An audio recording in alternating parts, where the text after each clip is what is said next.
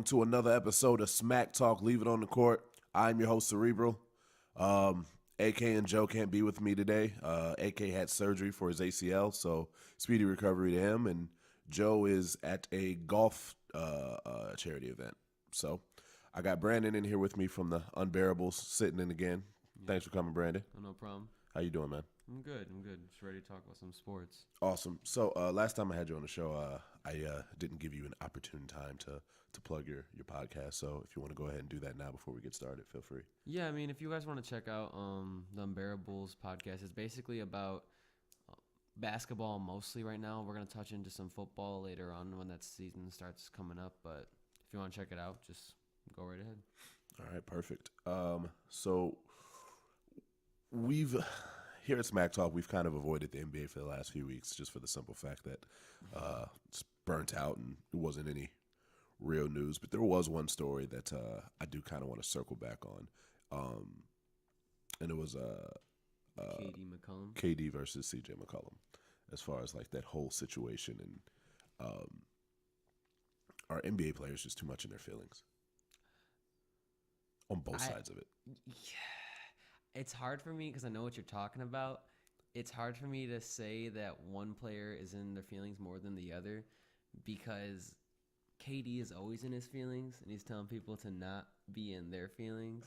And, like, that's the thing. Like, I would be upset, too, if I was some other player and the best team in the league got, another great player. But who's to say they can't do that? Right. You know what I mean? So I could see it from both angles. That's the thing that it concerns me about the NBA is because you can't really stop anything from happening.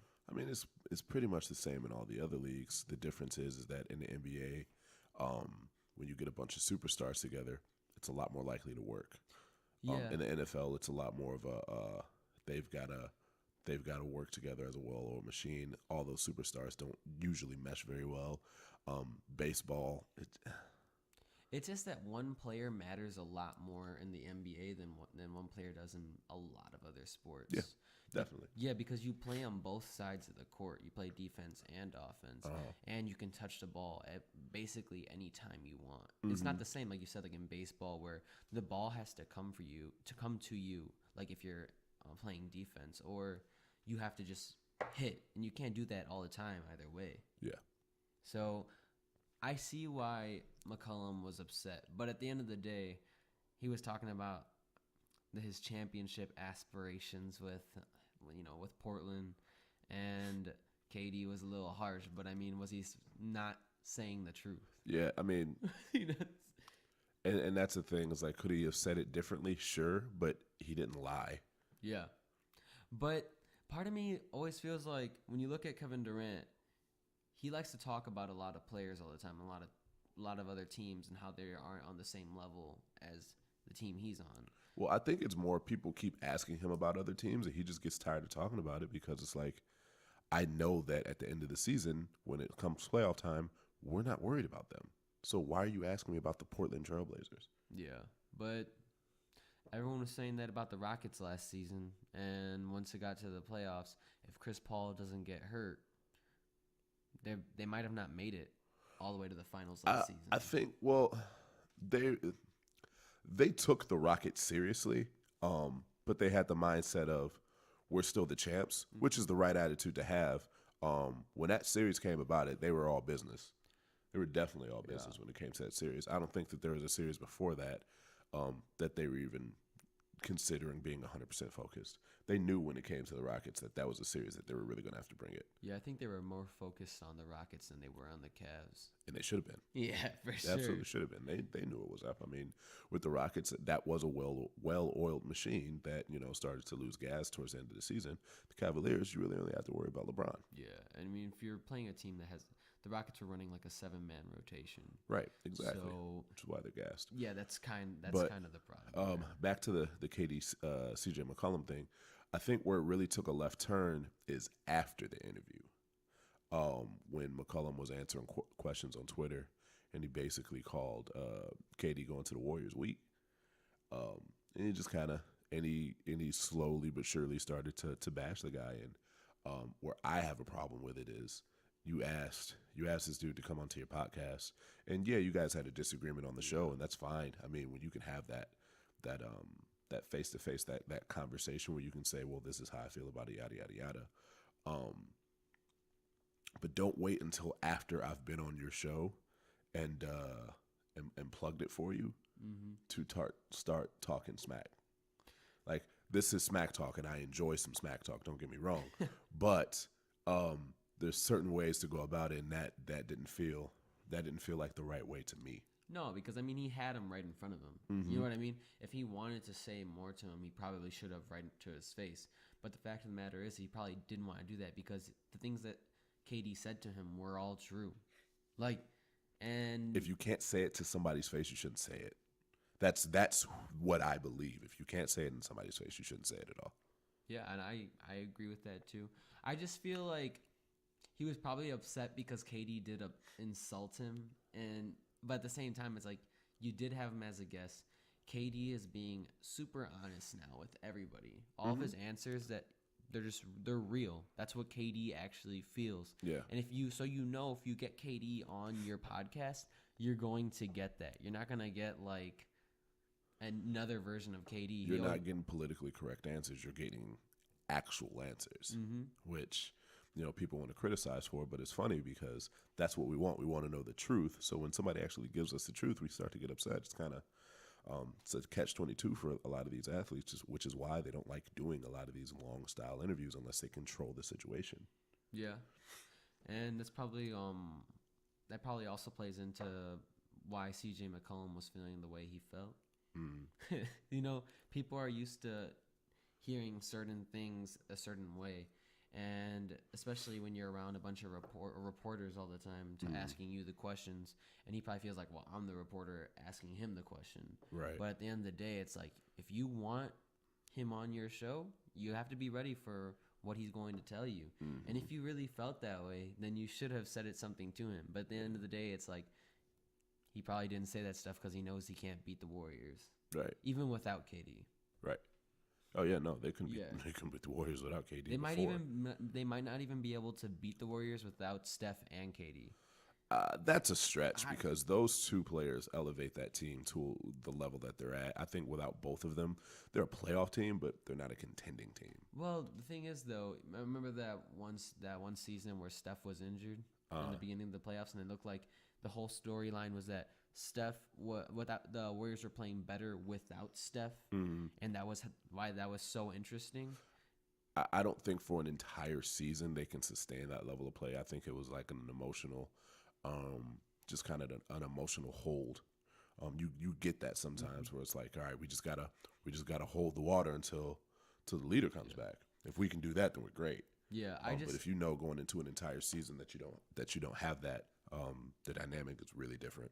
It is really different, but I just feel like when Portland plays kind of like what how Kevin Durant said, like an 8th seed, I think that Warriors team is still better than an 8th seed team. Yeah.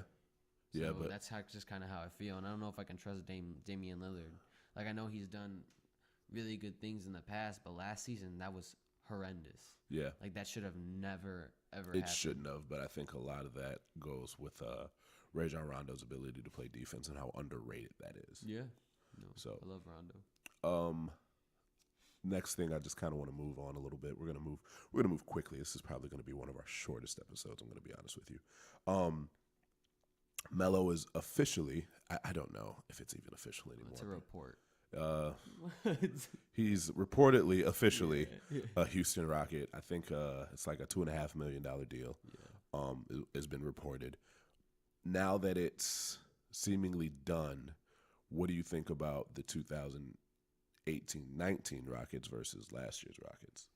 Personally, and I know a lot of people don't feel the same way, I feel like they're better this season than they were last season. As long as Chris Paul is the same Chris Paul. Okay. Because you have another player to run your offense through. I know Melo's not the best option to run your offense through, but that's okay because he's your 4th option. Okay. You know what I mean?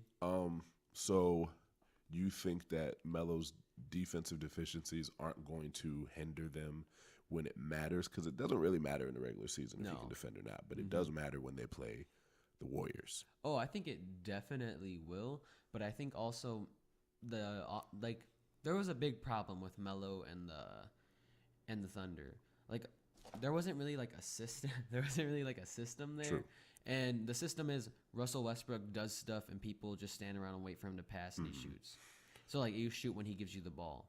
But on the Rockets, there isn't an actual system, and I know it's like it's the isolation offense type of system, but that's where Melo thrives. And so like once you get Melo into a rhythm, I feel like he's gonna play a lot better than he played last season, and I think that's gonna help just offensively, and that might outweigh some of his defensive liabilities. But at the end of the day, it's like you still have to play defense, and I don't know if Melo should be on the starting unit, but he's going to be. I think that you're right that Melo probably does need to play in a system. Unfortunately, I don't think the Rockets system is a good system for him. I mean, he's had Mike D'Antoni as his coach. Yeah. That didn't work out at all in New York. Now, granted, there's better pieces on this Rockets team than there is in that New York Knicks team, but how invested are you going to get Melo to be mentally in a system that he's already failed in? I feel like there's a difference though, because on that team, Melo is the first option. Mm-hmm. On this team, he's not. There's like even Eric Gordon is a better player than Melo at this point. Yeah. So and he is going like when Melo's on the court, there's either going to be Eric Gordon, James Harden, or Chris Paul, or a mix of those players together. So you're not going to have to rely solely on Melo to do the job by himself. Yeah. So that's just kind of how I feel about that. And also a big problem with Melo's game was that he missed a lot of shots last season. And I don't think that's going to happen again this coming up season. I mean, even if it does, His field goal shooting percentage has never been stellar, like out of this world. It's been solid, but him not being in a rhythm constantly caused his shooting percentage to look really bad. I don't know if being, like you said, he's probably the fourth option. Mm-hmm. I don't know if he's going to be able to get the shots up. He needs to get into the Melo rhythm. Yeah, I see what you're saying. And that's something that is a concern, especially when he shot 40.4% from the field last season. Mm-hmm. So, like, you have to worry about those types of things. But personally, the way I see it is that Melo's probably going to get some better shots off than he did last season specifically. And he is good for their team because if you look at what happened to them in the playoffs last season against the Warriors, I know we're going back into that, like, they missed, what is it, like 33 threes in a row or something like that? It was like 27 straight. 27 straight. Yeah. And Melo isn't just a three-point shooter. Like, he shoots, he has a mid-range game. Like, that's that's a really big part of his game. And I feel like that could even help them within itself because it could make your team realize, like, three-pointers aren't the only thing that matter. Well, that's a team philosophy, and they had a guy on the court that was one of the best in the paint scorers in the league that was also not going into the paint and scoring in James Harden. Mm-hmm. You know, so that was just a mental hurdle that they had hit. And does Melo help them in that situation? I don't know. We can only let this season come about and see what happens, but I think losing defense over suspect offense, I think what you're going to get offensively out of Melo is pretty close to the same of what you would have got out of Trevor Ariza at this stage in Melo's life. At this stage in Melo's career, yeah.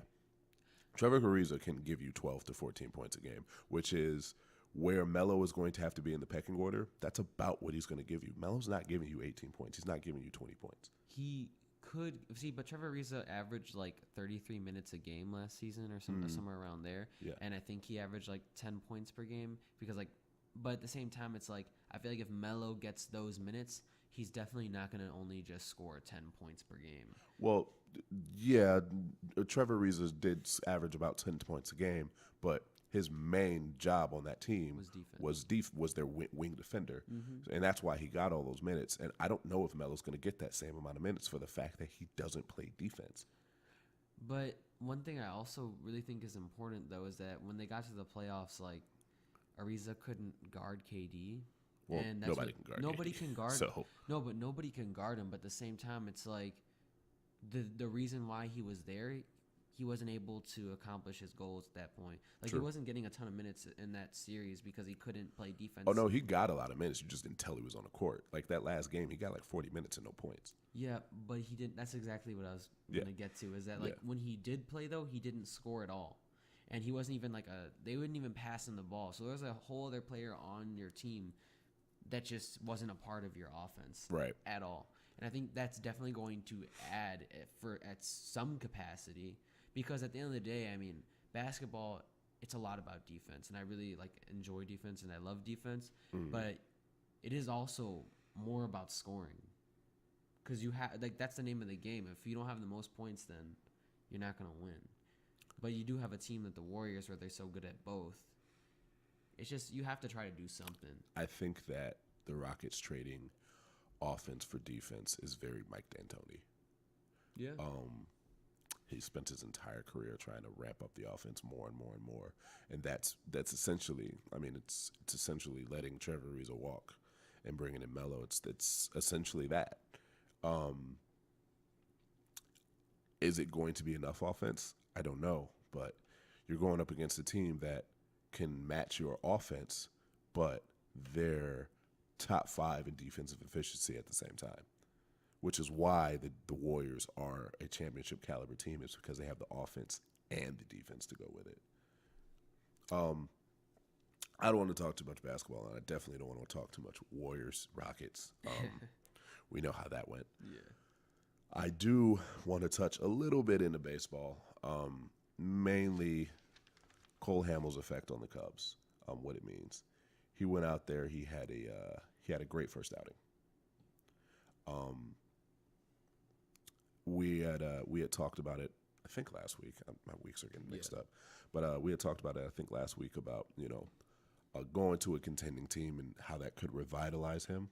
Mm-hmm. And then I was listening to something, and the ballpark that Cole Hamels has been pitching in is a hitter's ballpark in Texas. So you get Wrigley Field with the scoreboard's up. The wind doesn't blow out nearly as much. Most of the season, even especially in the playoffs, it's more of a pitcher's park than anything. So you get an older Cole Hamels with a good young defense behind him.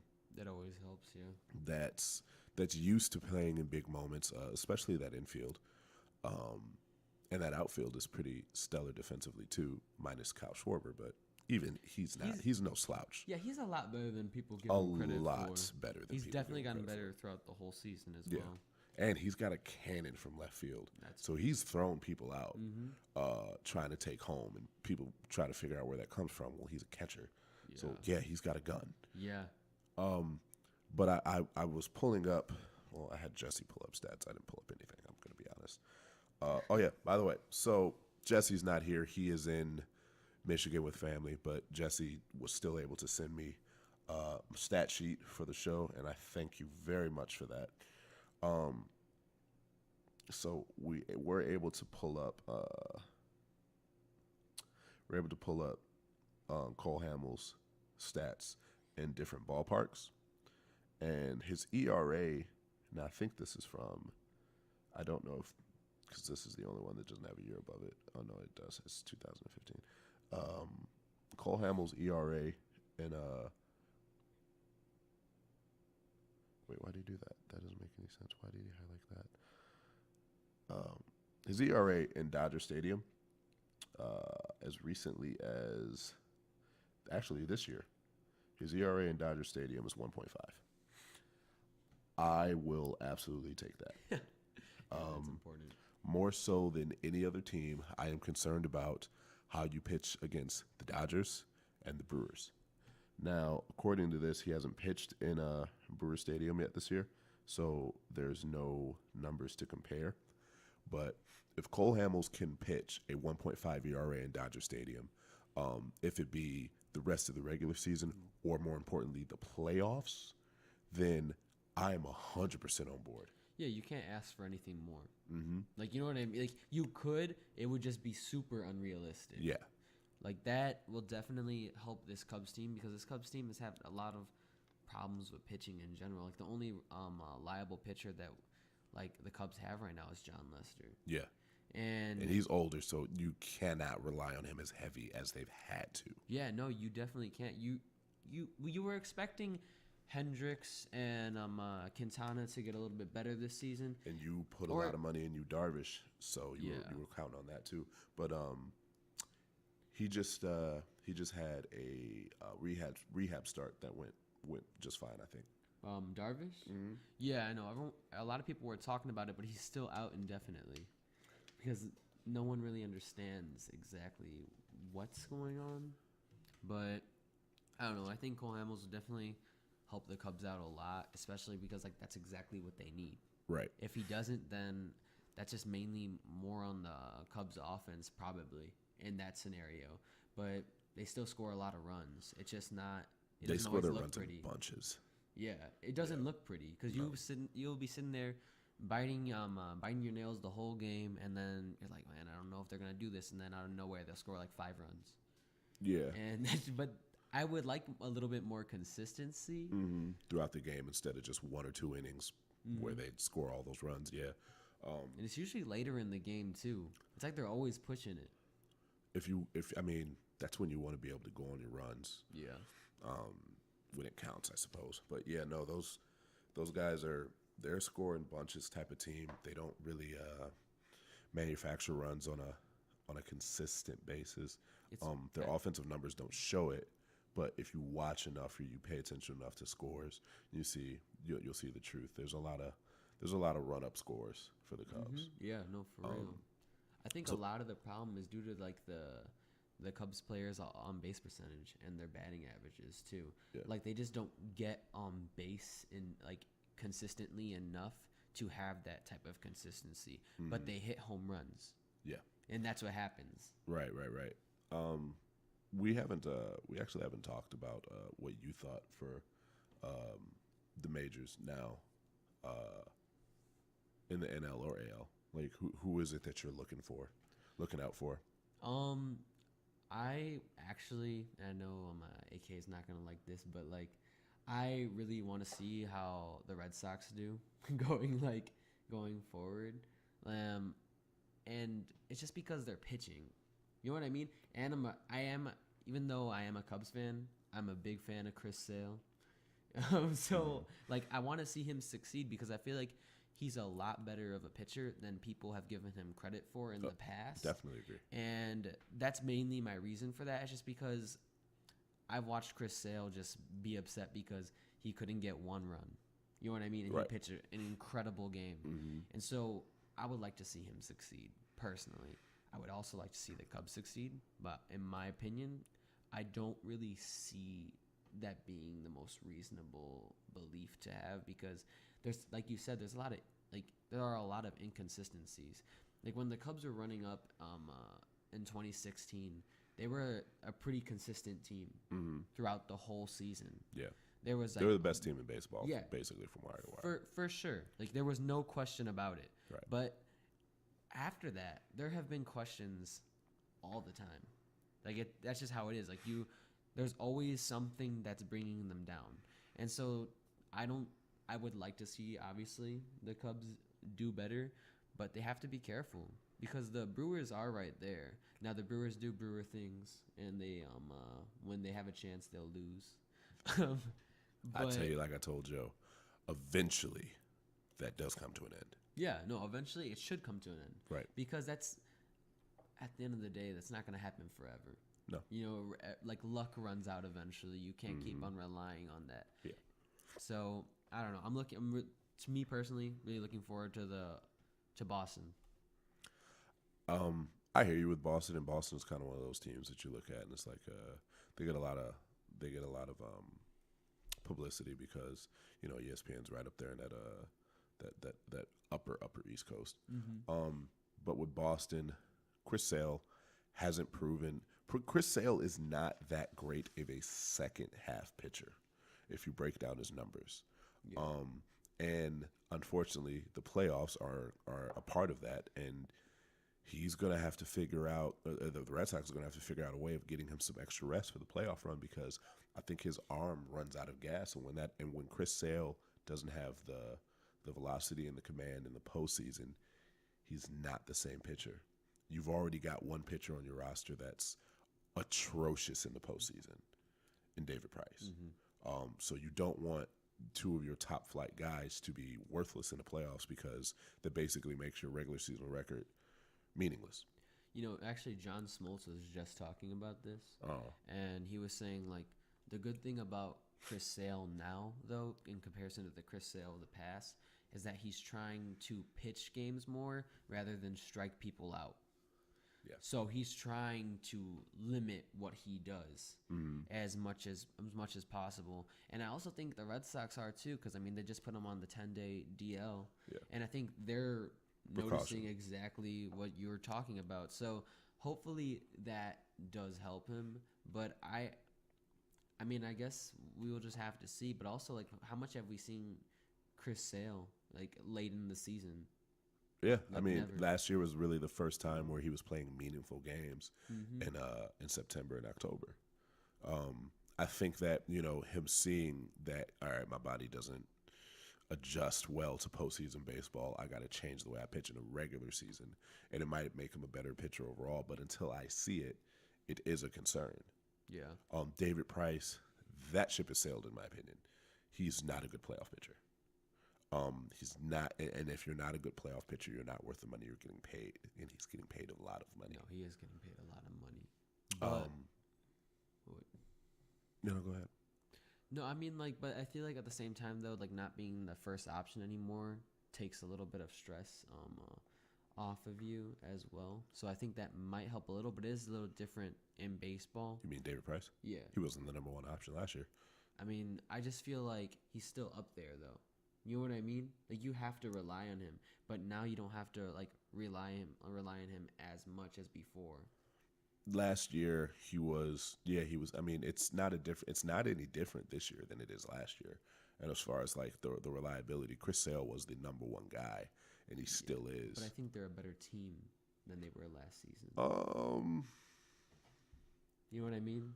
I can see what you're saying, but in the playoffs, they're going to have to rely on him more than they have in the regular season, and they haven't relied on him very heavily at all. And his numbers aren't that great this season. I mean, his numbers aren't the like world-beating numbers, but they are okay. I mean, I know he has a ERA under 4, and that's still pretty good. It's solid. It's not great. Yeah. It's good enough. Yeah, ERA in between 2 and 4 is, I don't know. You get into the upper two. Once you get like 2.8 and into the 4s, that's solid. Anything 2.8 and below is a damn good year. Yeah. I mean, it's barely under the 4s though.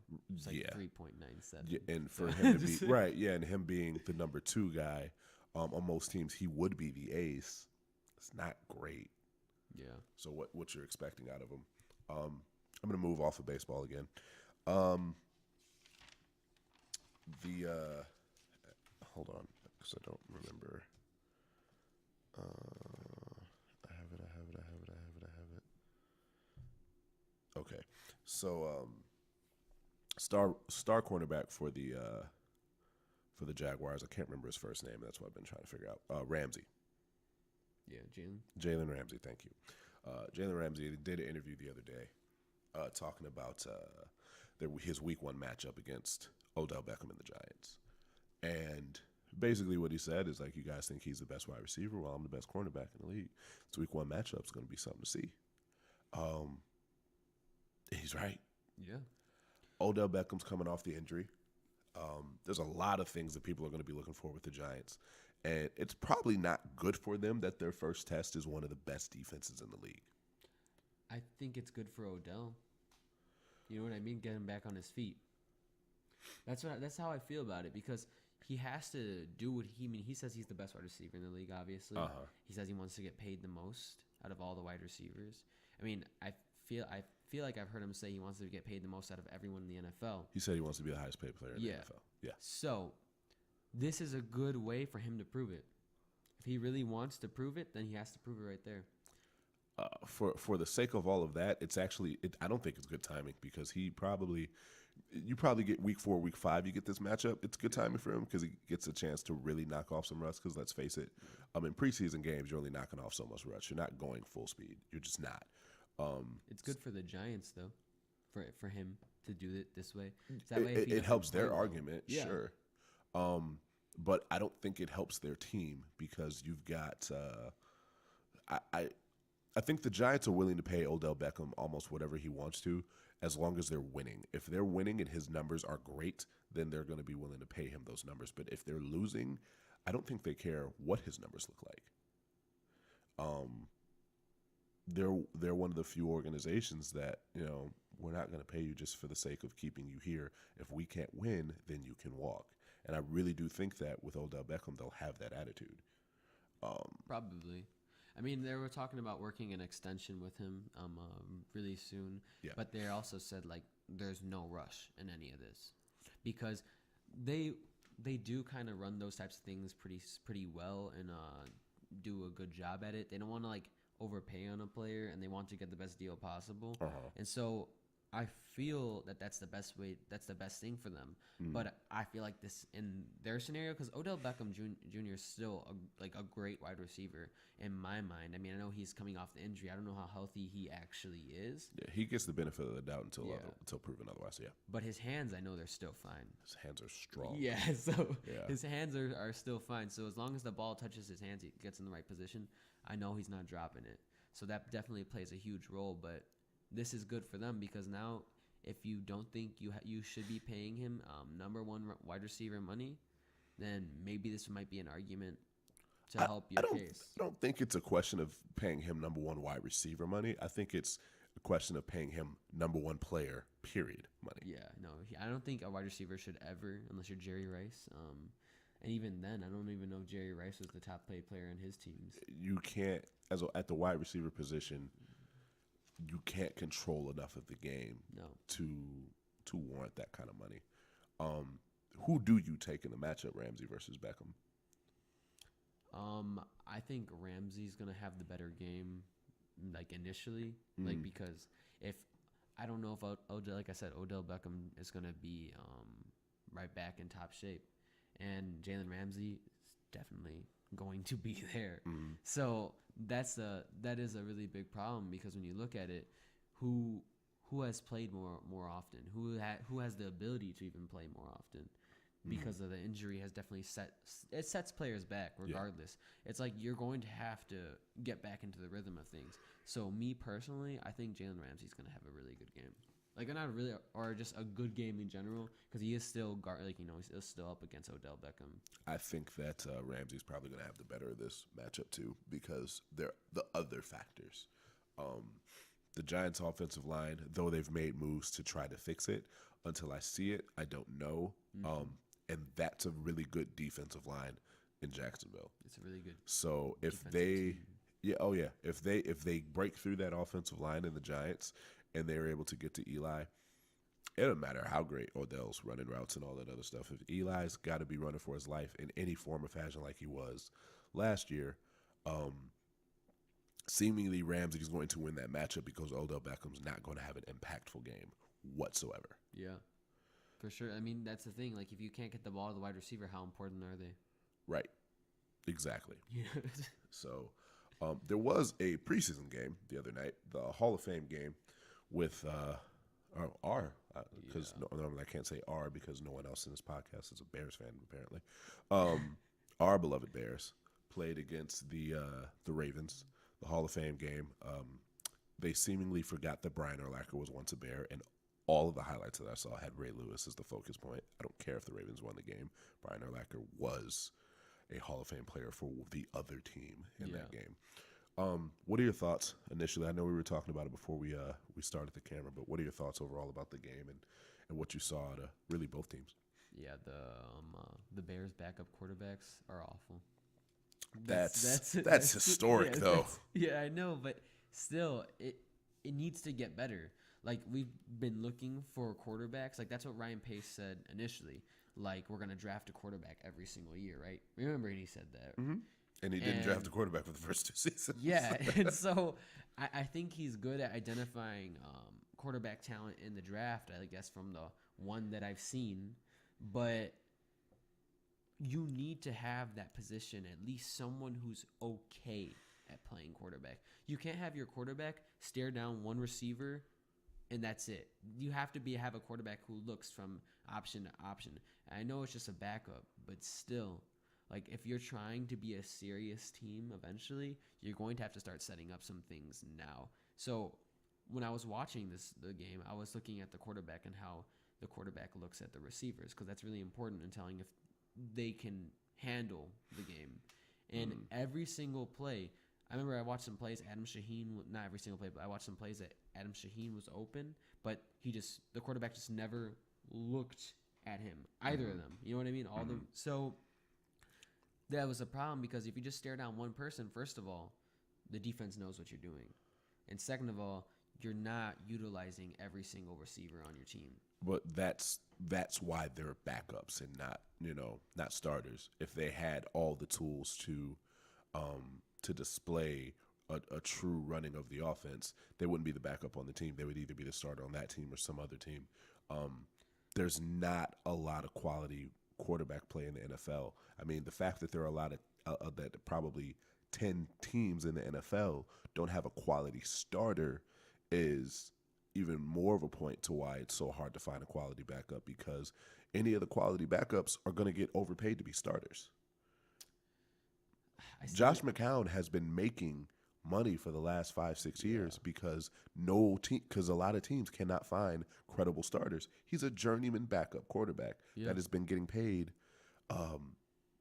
somewhere in between journeyman backup and starting quarterback money, because he's a pro's pro and he can not screw up enough.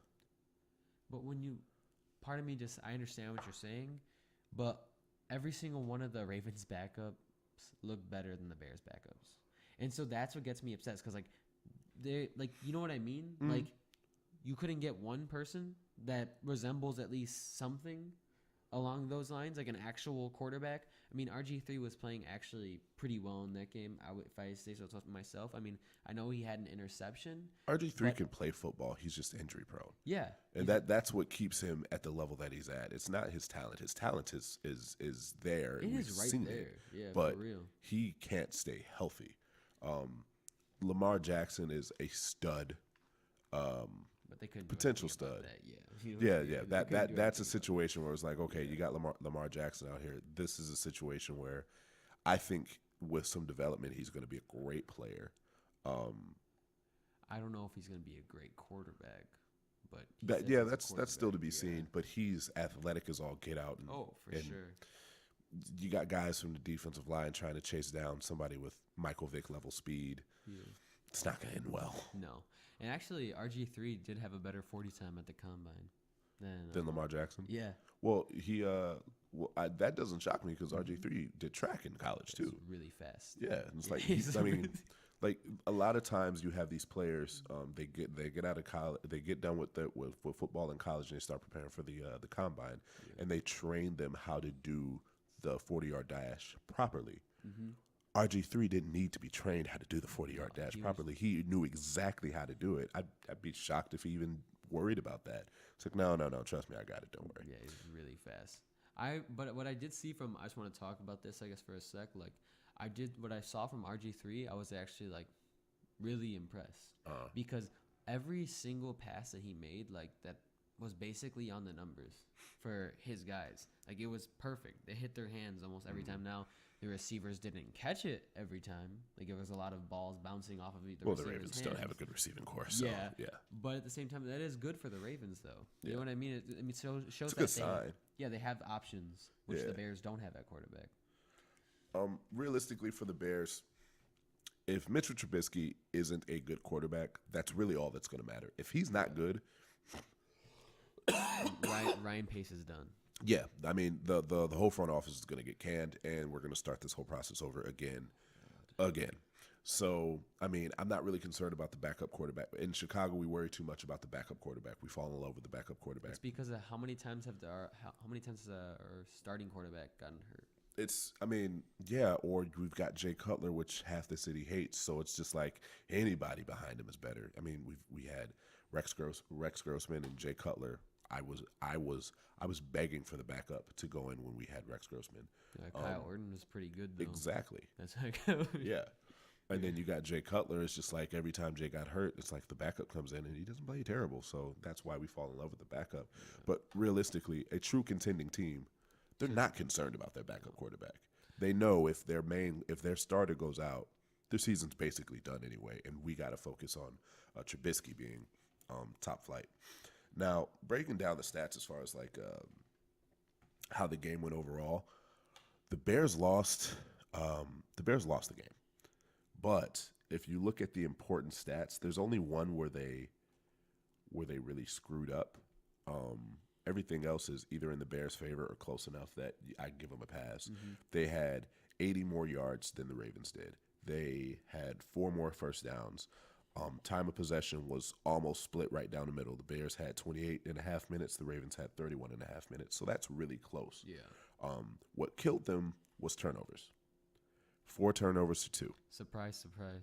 Now, you look at the rest of these stats, and it was a close game. It was a one-score game. Yeah. A 2 turnover differential is almost always going to be the difference in the game. Yeah. So unless you're blowing them out of the water and all these other stat lines, which offensively I don't think the Bears are going to be able to do. I think they're going to be able to hang with teams. But what's going to make them successful, if it be now or down the road, is limiting turnovers, being able to create turnovers and being able to limit their own turnovers. So that's something that I want to see this coaching staff really focus on making a priority. Because if you do that, then you're in the upper half of the league as far as teams go, and the upper half of the league that's right in that playoff discussion. Yeah. And if you've got enough talent on either the offensive or defensive end, from there, then you can be a perennial playoff team, which is, I think, what this team needs to become. And I think the good thing about what I did see from the Bears offense, there were some good things, is that I did like how the plays were brought up. I feel like if Trubisky was there, it would look way better. Yeah. And that's the thing, okay, so, and also him being a little mobile is definitely going to help in a lot of those types of plays. He's a lot more mobile than people realize. Yeah, he actually has some wheels. Yeah. But at the same time, it's like, I can't wait to see it.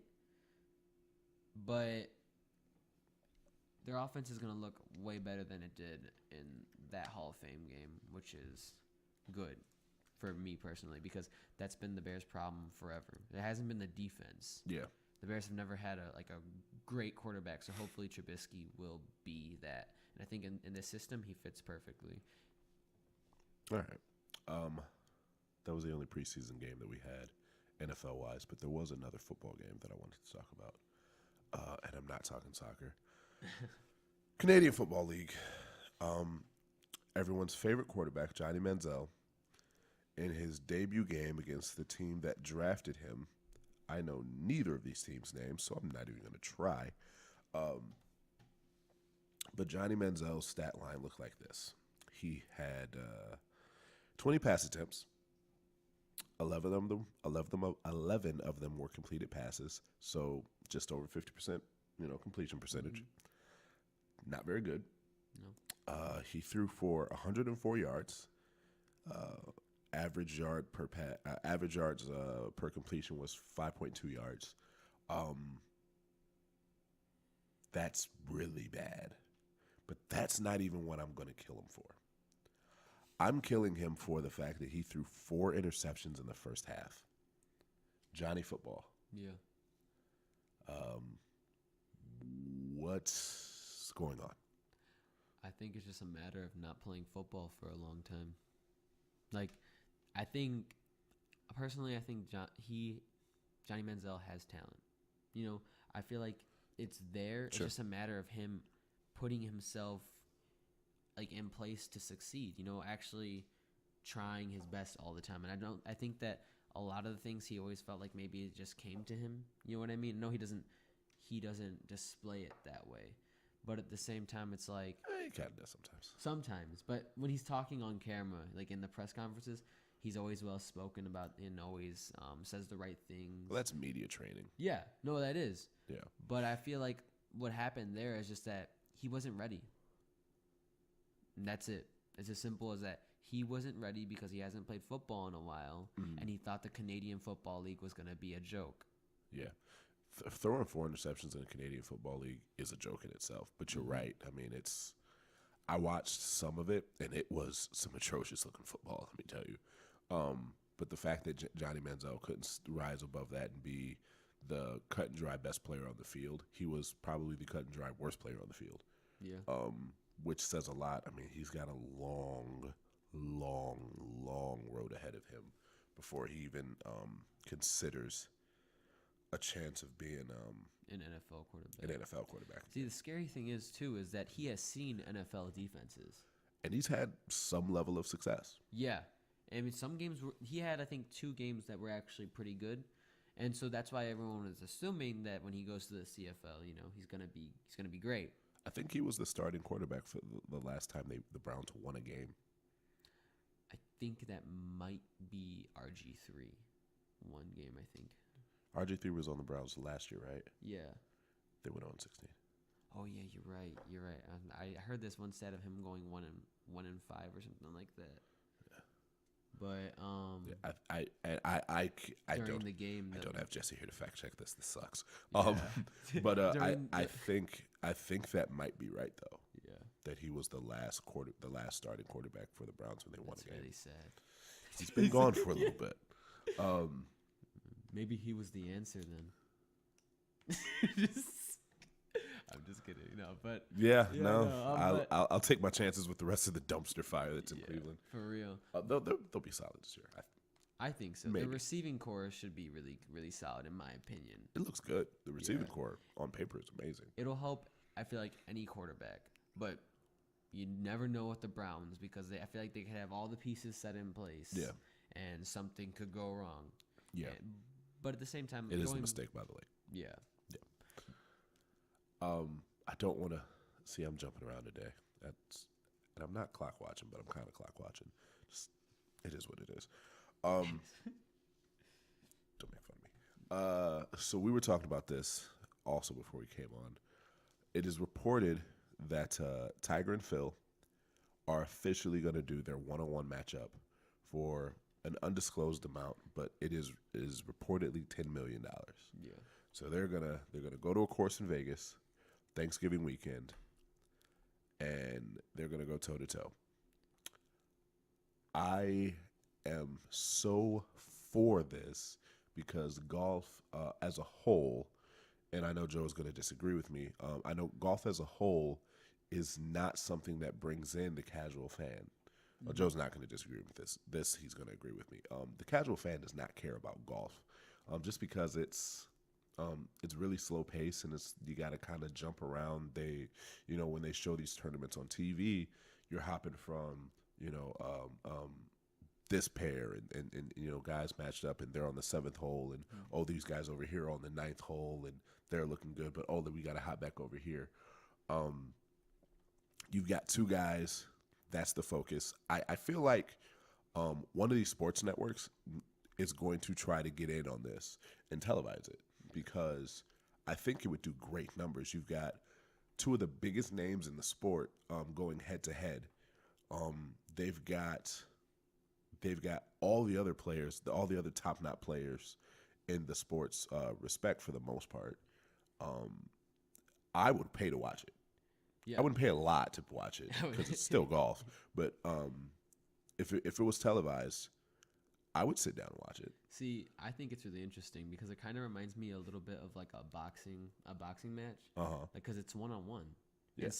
And Tiger and Phil are known for being trash talkers too. Yeah. And so a really good aspect of this is that they actually have been reported to say that they are okay being mic'd up.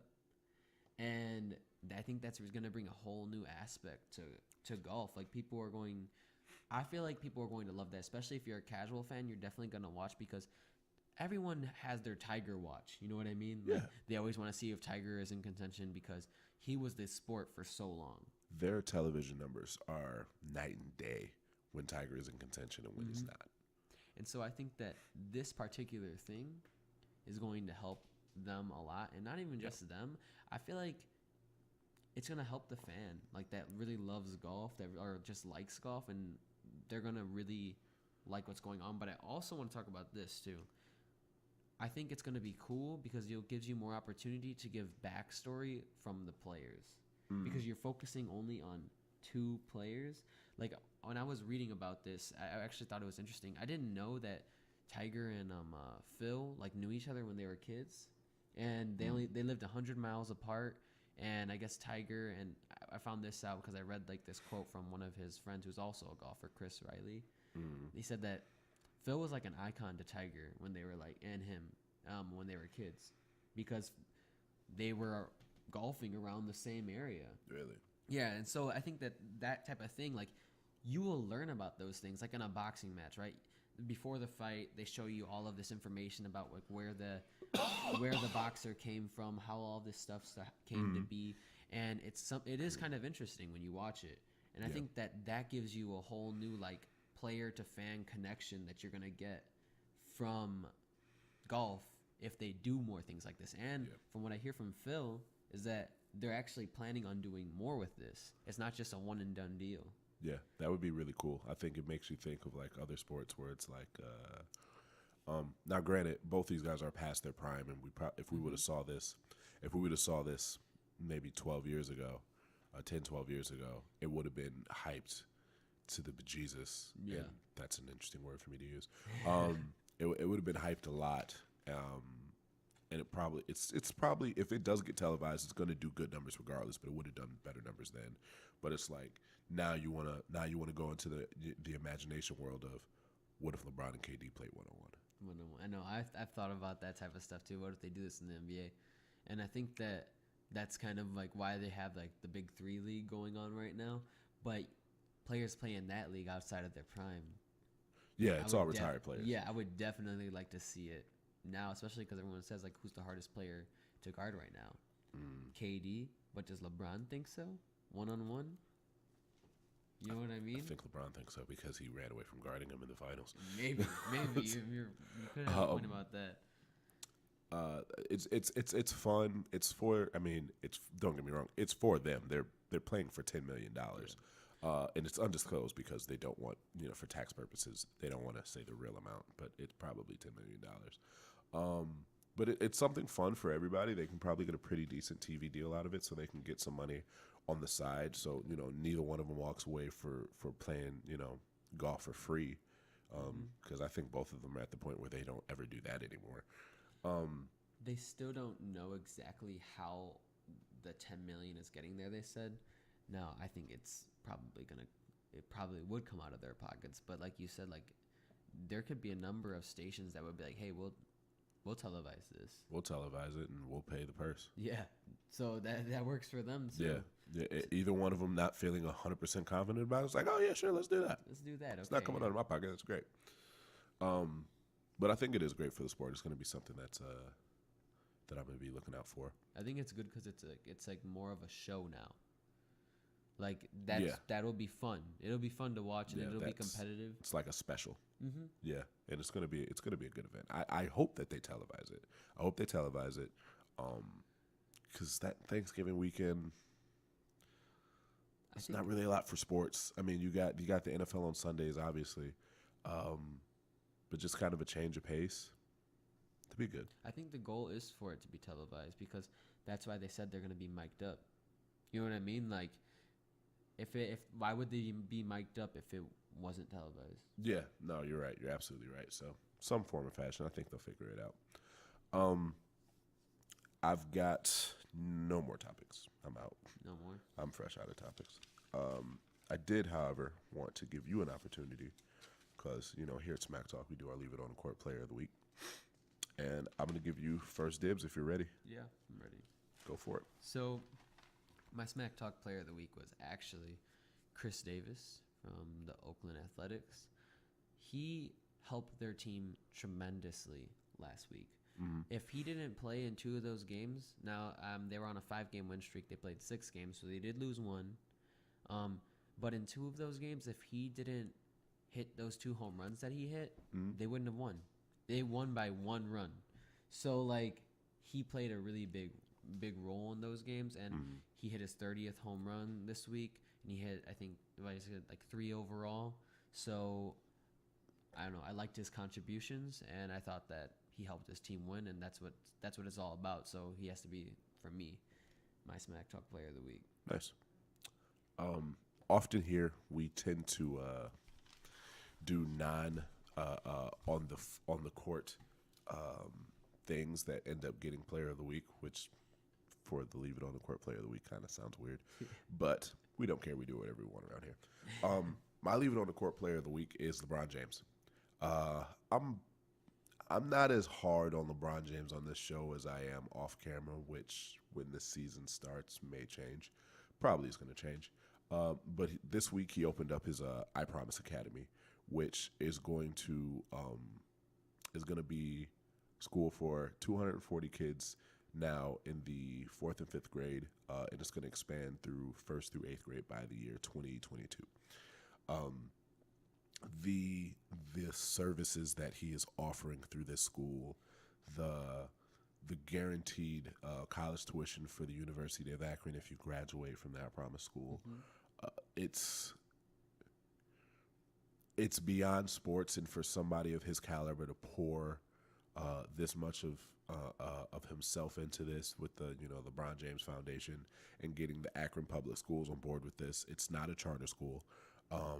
It's a public school, and that's a huge deal. Giving free breakfast, free lunch, free snacks, job placement for the parents, and helping them get their GEDs, the free bicycles, so they have the opportunity to try to travel further out than just Akron, because a lot of these kids, they have never seen anything more than that, and just the hope that it's going to bring into these kids' lives. That's how you make change in the world, is by giving a damn. And I can talk about LeBron James on the court all day, and how I'm not even going to go there because I don't feel like I should. Off the court, I'm not going to say there's a player above him. Huge humanitarian.